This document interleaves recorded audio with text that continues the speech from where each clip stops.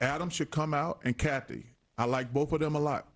Women can there's no transgender people going to play in the WNBA. If you don't like it, kick rocks. The WNBA is for women only, period. I'm always support the gay community and the transgender, but that doesn't mean they can play sports against women, period. This is not about being anti-anything. This is about being pro-girls, pro-females, pro-women, pro-ladies. That's what this is about. Charles Barkley just embarrassed the two most powerful people in basketball.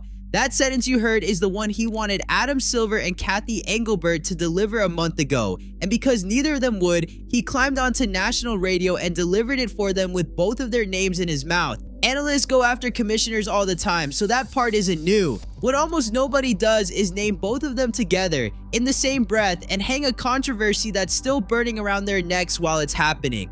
Barkley did exactly that, and the anger isn't aimed at a rule they wrote, it's aimed at a sentence they wouldn't say. Under no circumstances do I think men should play against women. None. Zero. Zero. I'm disappointed in Adam Silver and Cathy, the commissioner. Disappointed is the word he lands on, and he puts it in front of both names in a single sentence with no hedge and no walking it back afterwards. None of this arrived out of nowhere either, because 4 days before that radio appearance, Barkley had already attached his name to a public petition asking the WNBA to define who's actually eligible to play. This shouldn't be complicated, he wrote on the 21st of August. The commissioner still gave him nothing, and 4 days later he was on the radio naming them out loud, which is the part that matters most about this whole story. He asked quietly first. Worth knowing who's doing the asking too. Barkley has backed gay and transgender people publicly for years and repeats that position inside this very interview, and he's no enemy of the Women's League either, which he spelled out to Smirkinish in about 9 words. And I'm a WNBA fan. Those 5 words reframe everything around them, because this is a man watching a league he genuinely follows spend the best season it has ever had buried under a story that nobody in charge would end. So he handed them the exact wording he wanted weeks late, and he did it on air. Every fool, idiot, and jackass, which is Charles Barkley's description of what a month of hedging bought the WNBA, aimed squarely at the two people who did the hedging. He isn't framing the internet as something that happened to this league by accident, he's framing it as something Silver and Engelbert handed over. The logic underneath his anger is brutally simple. Say it once, say it clearly, say it early, and the story dies inside a single news cycle. What the commissioners did instead was spend a month refusing to define the one word that mattered, and the moment they refused, ownership of the story left their hands completely.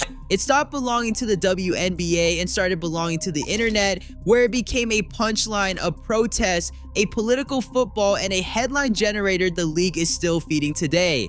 And this is where it gets crazier. Smirkinish puts it to him that Enes Kanter is just another attention seeker chasing clicks, and Barkley agrees with that description completely, which makes what he does next genuinely strange. He turns around and defends the man's argument anyway. It's in the title. A Hall of Famer on a national show just told an audience of millions that the man trolling the WNBA is correct on the substance, and that the only reason a door existed for him to walk through is that the two commissioners left it standing wide open. That's Barkley siding with the troll's logic over the leadership's silence on the record, with his name attached to it, which tells you how far past patience he's gone with these two. On the underlying question itself, nothing about his position has shifted in years, and he didn't soften a syllable of it last week either. I said what I said. I always support the gay community. I always support the transgender community. I got none but love and respect for gay people and transgender people. But under no circumstances do I think men should play against women. None. Zero. Zero. I'm disappointed in Adam Silver and Cathy, the commissioner. On that same appearance, he added the part that keeps getting sliced out of the clips going round, which is that he doesn't understand why any of this counts as controversial in the first place, and that he feels bad for people living in a moment where nobody can say anything out loud. That's the entire Barkley position sitting in one place. Total support for gay and transgender people, a hard line on men playing against women, and a public named unmistakable call out of Adam Silver and Cathy Engelbert for having 4 weeks to end this and choosing not to.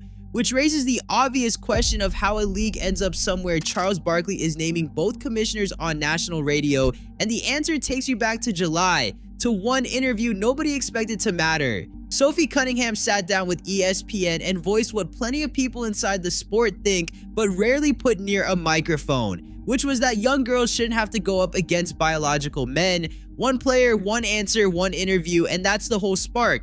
What followed was a month of protests at Fever Road games, some backing her and some against her, all of them louder than anything happening on the actual floor. Cunningham turned into the story while the basketball faded into background noise. Then it got messy, and it stopped having anything to do with Cunningham at all. The NBA's collective bargaining agreement contains exactly one line about who's allowed to play, and that line reads that only players who are women are eligible to play in the WNBA. That's it, that's the sentence, and nowhere does the document define what a woman is. No hormone standard, no birth certificate requirement, no gender identity criteria, nothing about sex assigned at birth. A league restricted to women, with the single most important word in that restriction left completely undefined. Two former NBA players read that line and spotted a door. Enes, Kanter, Freedom, and Royce White both declared for the 2027 WNBA draft. Kanter posted a video calling it official, filmed sitting in front of a painting of George Washington, holding up the letter he'd sent to Cathy Engelbert, captioned, "Rules are rules." White went on Fox News and announced he was having a blast in his feminine era, explaining that he'd always trusted the science and believed he was a man his entire life, but that after further review, it would appear he was sometimes identifying as a transgender woman. Neither man pretends any of this is sincere, and both have described the whole thing as a test of the rulebook.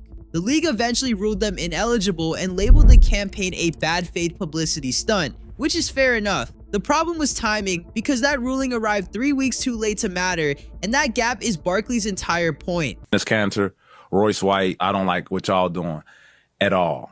I think y'all disrespecting the brand. That showed y'all a lot of respect. I think y'all disrespecting the game of basketball, period. You talking about Enes Kanter, you ain't even from here. You come to another country, they give you $102 million. You've made a name for being in the NBA, and you go come in here and say you want to try out for the WNBA. And I understand the point y'all trying to make. What y'all doing, that ain't right. Patrick Beverley became the first current generation NBA voice to break the silence, and politics had nothing to do with his reasons. He came at it as a father, since his eldest daughter plays on the Nike EYBL circuit, chasing a scholarship, and he stated plainly that he has transgender and gay relatives and love for everybody. None of that is what was bothering him.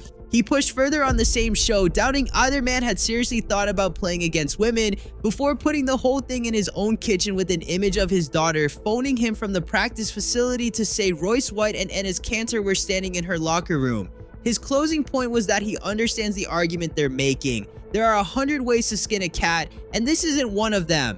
Kanter escalated it anyway. Chicago Wintrust Arena, the Sky hosting the Fever, and Kanter turned up wearing a shirt reading woman, noun adult human female. A verbal exchange with Sky guard Natasha Cloud followed, and security removed him from the building. A stunt that had lived purely on the internet for 2 weeks had walked into a real arena at a real game and gotten itself thrown out. By then, it wasn't two players anymore. Larry Sanders declared for the 2027 draft as well, which put 3 former NBA names on the list, and Kanter says more are lining up behind him, including other former NBA players, G League players, and guys playing in Europe. Whatever you make of the stunt, the thing compounds. Every week, the league leaves that word undefined, the queue gets longer, and the story collects another free headline. Cathy Engelbert's answer to all of it arrived as a memo. Writing to team presidents and general managers, she called the subject complex and nuanced, confirmed that a task force already scheduled to meet would now take up the eligibility question, and promised additional listening sessions for team leadership. Publicly, she hadn't touched the topic since her All-Star Weekend press conference back on the 25th of July. The Players Association fired back that it would not be used as political pawns, while restating its commitment to inclusion. A month in, the scoreboard reads one task force, some listening sessions, a memo stuffed with the word nuanced, and still not one clear sentence from either commissioner about who is allowed to play in this league. That's precisely the gap Barkley walked into. Stephen A. Smith has been hammering the same nail throughout, and this isn't his first shot at Engelbert either. When Nafisa Collier attacked the commissioner's leadership publicly last year, Stephen A. went on First Take and told her to resign, period. So his dismantling of this memo lands on a commissioner he's already tried to remove once. As the WNBA is facing mounting pressure to explain exactly how its eligibility eligibility rules would apply to a transgender player. Ladies and gentlemen, we're living in crazy times. And it's about to get crazier. It's about to get crazier unless people are willing to stand up on principle and say, this is what it is, this is what it's going to be, this is the way it's going to stay, come hella high water. His verdict on the task force ran 4 words long. It's too damn late. He's warned separately that potential legal action waits at the end of this whichever way the league eventually rules. And the memo itself confirms the hardest part, because eligibility is collectively bargained and nothing changes without the players' association sitting at the table. Every week that definition stays unwritten, the job of writing it gets harder. All of this landed in what should have been the NBA's victory lap, an expansion year, record all-star attendance, Caitlin Clark, the biggest audience women's basketball has ever pulled in this country, and the conversation belongs instead to 3 retired NBA players and a memo. That's the part Barkley cannot get past. One detail gets lost in every version of this argument. No transgender woman has ever played in the WNBA, not one across the league's entire history. The 2 openly non-binary players it has had, Laisha Clarendon and AD Durr, were both born female, and there isn't a transgender player at a high level of American college basketball either. No crisis exists on the floor, and no crisis has ever existed on the floor, none of which makes the question imaginary. Julie Tedard is a transgender player who just put up a season for Monaco in the French 2nd Division that would turn heads anywhere, averaging 21.2 points and 20.2 rebounds a game while leading the league in both categories. She said she'd be open to the WNBA in principle, while sounding far less enthusiastic about moving to America given the current political climate. A real name is attached to this eventually, playing real basketball thousands of miles from the circus. What's missing is a finished sentence in a legal document. 4 weeks, 2 commissioners, 1 press conference needed, and a task force delivered instead. If you don't like it, kick rocks. Adam and Cathy still haven't said it. So where does the blame actually sit? With Kanter and White for driving a truck through the gap, or with Silver and Engelbert for leaving it wide open in the first place? Tell us in the comments, and if you want the WNBA stories the big networks are handling with oven gloves, hit subscribe.